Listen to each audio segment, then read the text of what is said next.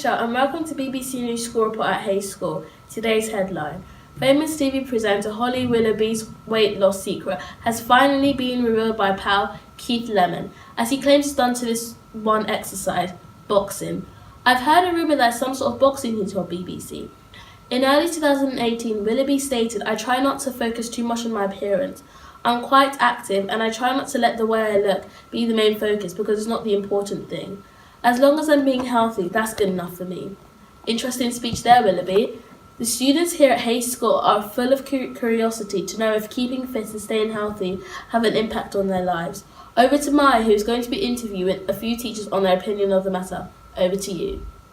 Thank you, Michelle. First I have Mr. Moore, the head of the PE department. How does keeping fit have an impact on staying healthy? I think keeping fit is a very, very important aspect of staying healthy nowadays. There's a variety of different activities and sports that you can do to keep fit, depending on the intensity and the duration and how long it takes. But it's really, really important. Having good physical fitness helps with your heart, it helps with your blood, helps with your circulation system. So sport and physical exercise plays a really big role in keeping your body fit and healthy and your mind fit and healthy as well. Exercise is a fantastic way of relieving stress, getting to meet new people, socialising and stuff like that. So physical activity keeps you physically healthy and it keeps you mentally healthy as well. When you started sport, was it to stay in a good shape? Yes, I think so. I think I first started sport because I enjoyed it. I first started playing football because a lot of my friends played it. I watched it a lot on television. My dad took me to a lot of football games as well. So I think first and foremost I did it because I enjoyed doing it. Obviously the older you get, the more you realise the benefits that sport does have, and one of those is staying fit and staying healthy, especially if you're doing sport regularly as well. Some people say 2 to 3 hours of sports a week is suitable. I personally think students should have about 3 or 4 hours, even 1 hour a day of physical activity. But certainly when I started to play sport, it was because my friends were doing it because I enjoyed it. But then as you get older, you realise the health benefits that sport can actually have. Next we have our school principal, Mr. Whittle, who has encouraged physical activities in clubs throughout our school. How does keeping fit and staying healthy mean to you? I think it's really important to keep fit and stay healthy. Regular physical exercise is important. I think it's good for your mind as well as your body. So I think young people and adults that engage regularly in sport or individual exercise benefit from that in terms of their own physical health. How do you think the PE lessons help the students maintain a healthy lifestyle? I think they introduce students to different sports, to exercise. I think there'll be some students that participate in a lot of sport outside school or partake in regular exercise, but there'll be some students who haven't found something that they enjoy and that helps them keep healthy, and the PE lessons will introduce them to ways that they can keep fit and also lead a healthy lifestyle in terms of their diet as well. Thank you. And at last but not least, Miss Lubuska, Assistant Principal. As head of Year 8, how would you deal with a student who refuses to attend school because of their body image caused by their lifestyle choices? Well, I think it'd be really important to make sure that student got the right advice and guidance, and we'd try to help them get that in school. I think one of the things that we definitely do is get them involved in some activities, extracurricular activities within school, perhaps talking to the PE department. Might try and help them with their friendship group, perhaps try to get them involved with a group that are more active and enjoy trying to be more active in school. We definitely work with their family and what the kind of things that they do outside of school to try to make them change their habits so that they felt more positive about themselves, and if they made their positive changes to their life, hopefully they feel more positive about coming into school. Yes. And how would you get yourself motivated to keep fit and staying healthy?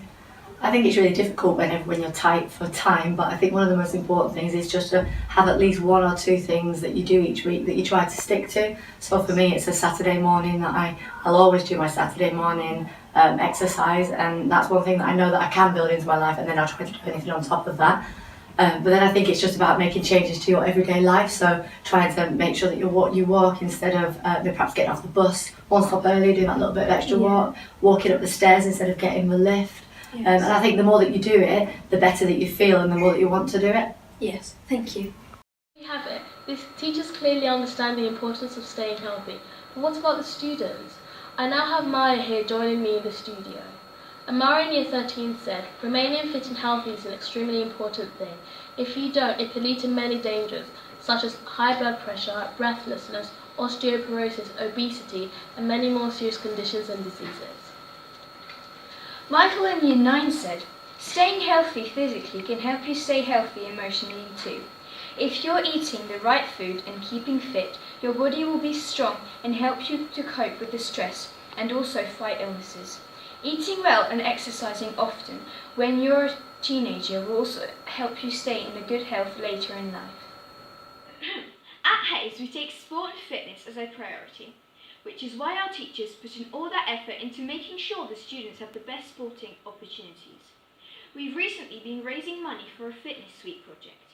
Any individual or organisations who would like to support our fundraising, please visit the following website or contact Joe Healy, Director of PE in Sport. We have Natalie, Ellen and Beth, and they will be talking to us about Rest in Pieces. Over to you. We're here in Hayes Secondary School to find out what people think about Theresa's May's new opt-out bill when it comes to organ donations, where their organs are automatically given after death if previously they haven't said that they wanted to opt out, not to give it, which she thinks will cut down the waiting lists for those in need. Do you think that Theresa May's new change the law to the opt-out system will benefit them? Well, I think it will be beneficial for the people who are waiting for organs. So yeah, I kind of agree. Do you think that the change is beneficial to the number of organ donators each year? Well, people don't really think about that, so I am the kind of person that I haven't signed it, but I wouldn't mind if they've done it. So kind of, yes, I think it will be beneficial. What do you think about the new law change to an opt-out system? I think it's ridiculous because people should get the choice, and really they might not want to donate organs but forget that they need to. Spoken to you said that they think it might be easier because people forget to say yes, and in fact that can be really beneficial if they did say yes, and because they forgot then there's a loss of organs. What do you feel about that? I don't agree with that. If I did forget, or if I didn't realise I had to say no, or I made the wrong decision, the family can actually decide for them. Do you find that reassuring? You'd rather it was just changed to how it is now, opt-in? I think it should just stay the way it is because I don't really feel that reassured because family can decide, because family members, they might do the opposite of what you want when you pass away. And finally, some reports from other people say that because of this change, it means it's not really donating. Do you think? I agree with that. I do think you need to make it very clear that this is your choice and not that this is what's meant to happen. If you say yes, then you're actually being charitable. You're donating. Previously interviewed an English teacher at Hayes School, and they thought that May's vow sounds brilliant. An English teacher told us it would be a better idea as people in society don't think about death until it comes. Therefore, people don't opt in to become donors. She told us that they can have every bit of me that is still working. However, a Hayes School maths teacher described the situation as a slippery slope and that it could be problematic and complicated. The teacher finds that the new law is like harvesting, but that doesn't matter. And our English teacher told us that yes, it's like harvesting, but just because it's automatic doesn't mean it isn't donating. That people shouldn't feel pressured.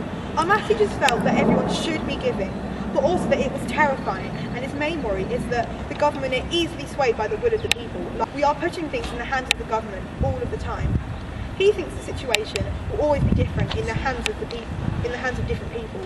Like how things were in the hands of Barack Obama will look differently in the hands of Donald Trump. Theresa May has changed the law so that it's an opt-out system instead of opt-in. There are 15,000 people under 65 that could be benefited from a heart transplant each year in Britain alone. Do you think that this will help? Yes, I think it will, because people who die unexpectedly or forget to get their organs donated, which would help save lives. Do you think it's more like being forced instead of a donation? No, it's not being forced because It's harder or easier for the people to decide that they don't want it? well, it should be the same. So do you think this is a pointless law change? Not pointless because I think that more people would have their organs donated to someone else. Thank you for listening to our report. Back to Maya and Michelle in the studio. Thank you, girls. That was great. Indeed it was, Michelle. Next up is bullying with Isaac, Josh and Johnny. Over to you. Morning all, welcome to our BBC School Report. Today, Johnny, Josh and I are going to be talking about bullying and the impact of children's lives. Bullying is an act from one person to another, dragging them down and making them feel depressed or even have suicidal thoughts. Most people that are being bullied suffer from their own but don't need to. They need to speak out to people to get help. Such as a young 13-year-old boy who has experienced prejudice due to his background. Nasser and his family were subject to abuse due to his cultural heritage when moving to the UK. At the time, Nasser was only 8 and was a victim of constant verbal abuse, particularly from people within his school and local community. Nasser found ways to cope and escape, and dancing and beatboxing allowed him to freely express his experience. Now 13 and doesn't get bullied. He is emotionally scarred from the discrimination he became a victim of because of the other people's lack of understanding. Although he was verbally bullied, there are other types of bullying that children and adults suffer through today, such as cyberbullying, social bullying and physical. Okay, today I'm going to ask you a couple of questions about bullying. Okay. Have you ever witnessed bullying? Yeah, I've witnessed it, and it's like not good because like the people like become really sad and like try not to go to school. Have you ever been bullied? Yeah, I have, and like but I've stopped it by just telling my family and the school. That's good. How do you think the school could stop bullying? Just by like putting more CCTV in the school and like being more aware. I'd like to ask you some questions about bullying. Have you ever witnessed bullying? Yes, I have witnessed bullying and it's not good. It makes them feel sad and it changes their inside. Well, have you ever been bullied yourself? I haven't been bullied myself, but in the past month or so I've seen it and it's not good. How do you think that the school and local community students could help to stop bullying? You can stop bullying by telling a teacher, telling your friends, and then they can sort it out separately. Thank you. It's bullying. I have witnessed bullying. I've witnessed both emotional bullying and physical bullying. Have you ever been bullied? I was bullied when I was at school, when I was in primary school, and it was mainly about what I looked like and the clothes that I was wearing. How could you and our school try to stop bullying? I think in Hayes School what we could do is we could create a buddy system so that students who are suffering from bullying can go and talk to other students about their problems and get good advice on how to stop it. Thank you for your answers. So it's clear to see that bullying is something that can happen everywhere and needs to be stopped. Parents can help by making sure their children are not being bullied or bullying others. Children can help by being more accepting towards everybody. Back to you, Maya and Michelle. Thank you, that was an interesting report. I totally agree. Now we have Thomas, Sam and Charlie talking about robots taking human jobs. Take it away.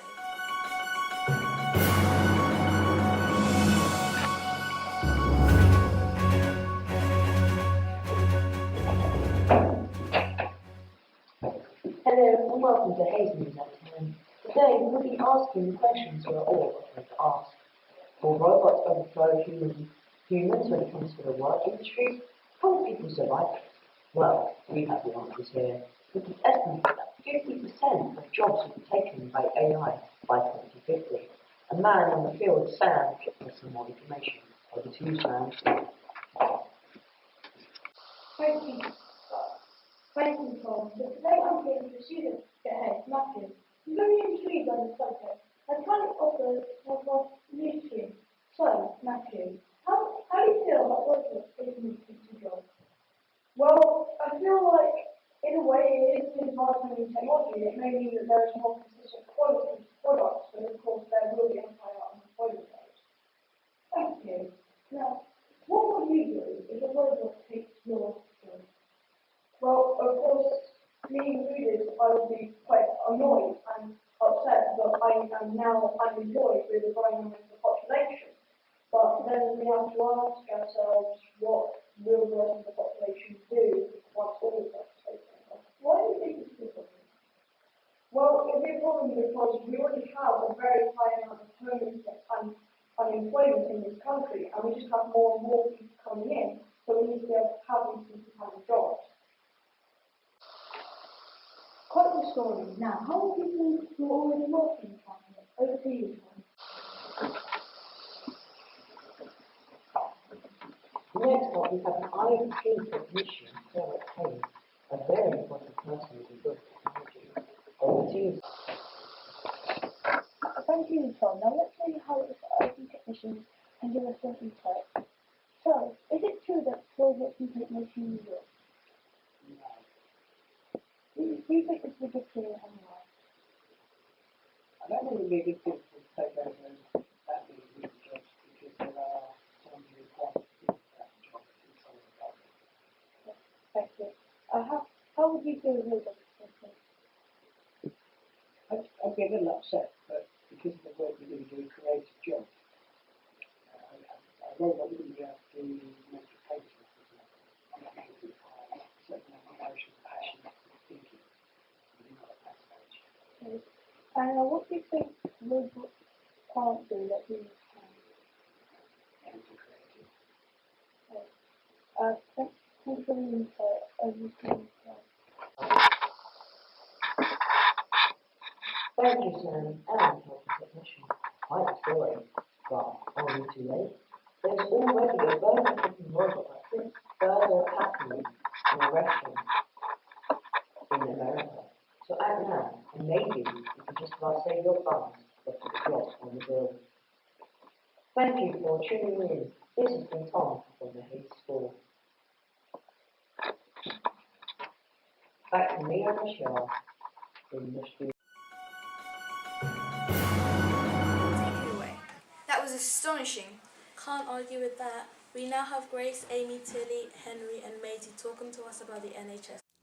Good morning, ladies and gentlemen. We are here to talk to you about two incidents regarding the budget cuts to the NHS and the impact this has on the emergency service and the public. The first incident was about a lady called Esme Thomas, who was taken to hospital on New Year's Eve because she had breathing problems. She was not given a bed until the next day. She waited for 22 hours. The hospital said they were dealing with more ill patients, but she is now back in a nursing home. The hospital apologises to all their patients who had to wait in A&E longer than normal. The second incident was about a lady who died while she was waiting for her ambulance. She called at 8 p.m. and the ambulance never came for 4 hours. She was 81 when she died. She had chest pains and was struggling to breathe. The ambulance staff said to the BBC News that they were truly sorry. She lived in Essex, where they had more than 4,200 calls across the east of England that day, and more than 1,300 of which were in Essex. The waiting time is so long, people are going to private hospitals to see a doctor quickly because we are living longer than normal. It takes 62 days to receive the first treatment of cancer. You have to wait 18 weeks and above to see your doctor. There are more than ever before in the healthcare system. This is relevant to us today because we feel it is something that we can change. And something that will impact us in the future. People rely on A&E and access to hospitals all the time, and people would like to know how long they need to wait. Thank you for listening. Back to Maya and Michelle in the studio. On recent visits to the NHS or A&E, how long was your waiting time? About an hour. How did this affect you? It wasn't a serious illness, I suppose. So I was into A&E and I was out quite soon afterwards. But I can imagine if you were dealing with something quite a bit more serious, it would affect you a lot more. Has the NHS waiting times affected you or your families, and is it a serious impact? Yeah, my grandmother, she lives up in Newcastle, up in the northeast, and she's quite elderly. She's well over 80, and she injured her leg just before Christmas. She was waiting about 2 hours for an ambulance, and as a consequence of that, her leg actually got infected, so it did quite badly affect her. Yeah. Was your appointment worth waiting for? Yes, definitely was. To be fair, the standard of care you get with the NHS, I think, is very, very good. but it does have to be taken into account that the NHS is massively oversubscribed as well, for various reasons. The NHS was founded in 1948, but the principles that the NHS was founded on are very, very different to what it was like now. So say, for example, people are living an awful lot longer than they were back then. There's a lot more a range of medicines. There's the standard of healthcare that people actually get now is an awful lot higher as well. So the point that we're coming to with ambulance waiting times and general hospital waiting times is not just for reasons that the NHS isn't doing very well. Yes, there is inefficiencies, obviously, and they could do it an awful lot better, but there's other reasons as well. Do you think the government should provide more money to the NHS, and how do you think the NHS should? I don't think money just in and of itself will automatically make the NHS an awful lot better. I think that under the previous Labour government in the late 90s, there was an awful lot more funding provided to the NHS up until the current, Conservative coalition government that came in 2010. But I don't think money just in and of itself will automatically fix all the problems in the NHS. I think it's an awful lot wider than that. I think that there has to be efficiencies that have to be made as well. That there is a lot of waste that does go on as well, you know. Thank you for your time. Thank you very much. Thank you. Recent visits to the NHS or A&E, how long was your waiting time? About 2 hours. And how did this affect you? I felt a lot of pain in my ankle. Has the NHS waiting times affected you or your families, and did it have a serious impact on you? Yeah, my grandma suffered from a lot of illness and can't shut away about 4 hours. Did the waiting time for your appointment affect your education? Yes, I was all I could think about was my injury. Was your appointment worth waiting for? No, not at all. Do you think the government should provide more money to the NHS, and how do you think the NHS could be improved? They could have less waiting times, and the government could give NHS a bit more money. So yeah. Okay, thank you for your time. That was really good. Visit to the NHS or A&E. How long was your waiting time? 4 hours. How did this affect you? Well, I was in so much agony. Has the NHS waiting times affected you or your families, and did it have a serious impact on them? Yeah, my mum had to have a day off work. Did the waiting time for your appointment affect your education? Yeah, I had to have a day off school, so I missed lots of lessons. Was your appointment worth waiting for? Yeah. How do you think the government should provide more money to the NHS, and how could the NHS be improved? Yeah, they could supply more staff, so the queues to be quicker. Thank you for your time. Thank you. On your recent visit to the NHS or A&E, how long was your waiting time? 3.5 hours. How did this affect you? My injury due to football, it just made it even worse for the waiting time. Has the NHS waiting times affected you or your families, and did it have a serious impact on them? Yeah, so obviously I had to miss 3 hours of school. So yeah, it's disrupted my learning, and I could have had valuable lesson time. Was your appointment worth waiting for? Yeah, because when I finally got treated by a doctor, they were really good at helping me recover. Do you think the government should provide more money to the NHS, and how do you think that they could improve? Well, I think they need better facilities and more doctors. However, apart from that, I think everything's good about the NHS. So yeah. Thank you for your time. Well, that sure was an interesting report. Yes, and last but not least, we have Jensen, Emmeline, Rose and Martha, who will be doing youth crime. Let's get to it. Hello and welcome to our BBC News Report. Today we are going to be focusing on the rise of young crime in our local area, Kent, and how it is affecting our community and the people in it. Recently, more young people under the age of 18 are committing crimes of varying degrees, and this needs to change. We hope to explore the reasons behind the increasing young offences. The most popular youth crime is theft and robbery. The majority age of youth criminals is between 13 and 16. This is affecting their school life. To look more further into this, we are now going to be interviewing one of our teachers at our school, Miss Hardy. Miss Hardy, about young crime in schools. How does the young crime affect the school life of secondary school children? We are aware that a number of young people do become the victims of crime, generally to do with their mobile phones. This tends to be after school and at the weekends, and we're very much aware, and we try to address our assemblies to help them keep themselves safe.